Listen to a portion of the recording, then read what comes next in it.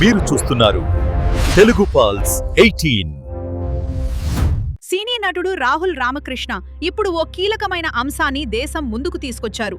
గిరిజనుల హక్కులను రక్షించేందుకు రూపొందించిన పెసా చట్టం నిజంగా అమలవుతోందా లేక కేవలం కాగితాలకే పరిమితమైందా అనే విషయంపై ఆయన ఆర్టీఐ దరఖాస్తు దాఖలు చేశారు.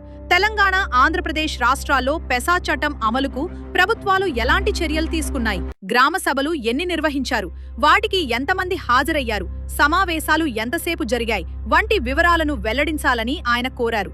అంతేకాదు, గిరిజన ప్రాంతాల అభివృద్ధి కోసం ఎంత నిధులు కేటాయించారు, వాటిలో ఎంత ఖర్చు చేశారు, గ్రామ సభల ఏర్పాటు, సరిహద్దుల గుర్తింపుకు సంబంధించిన ప్రభుత్వ ఉత్తర్వులు ఏమిటి అనే అంశాలపై కూడా పూర్తి సమాచారం ఇవ్వాలని డిమాండ్ చేశారు.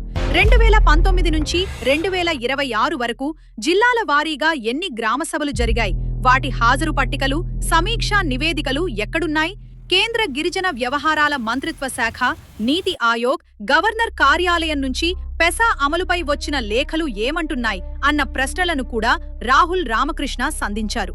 గిరిజనుల స్వయం పాలన, వారి హక్కుల పరిరక్షణ కోసం తీసుకొచ్చిన ఈ చట్టం అమలుపై ఇప్పుడు 2 తెలుగు రాష్ట్రాల ప్రభుత్వాలు ఎలాంటి సమాధానం ఇస్తాయన్నది ఆసక్తికరంగా మారింది. రాహుల్ రామకృష్ణ సోషల్ మీడియాలో ఆర్టీఐ దరఖాస్తుల కాపీలను పంచుకోవడంతో ఈ అంశం రాజకీయ వర్గాల్లోనూ సోషల్ మీడియాలోనూ హాట్ టాపిక్ గా మారింది. పెసా చట్టం అమలుపై నిజాలు బయటపడతాయా, ప్రభుత్వాలు పూర్తి వివరాలు వెల్లడిస్తాయా? మీ అభిప్రాయాన్ని కామెంట్ చేయండి. ఇలాంటి ముఖ్యమైన రాజకీయ, సామాజిక అంశాలపై విశ్లేషణాత్మక వీడియోల కోసం మా ఛానల్ను సబ్స్క్రైబ్ చేయండి. మరిన్ని ఆసక్తికరమైన అప్డేట్స్తో మళ్ళీ కలుద్దాం.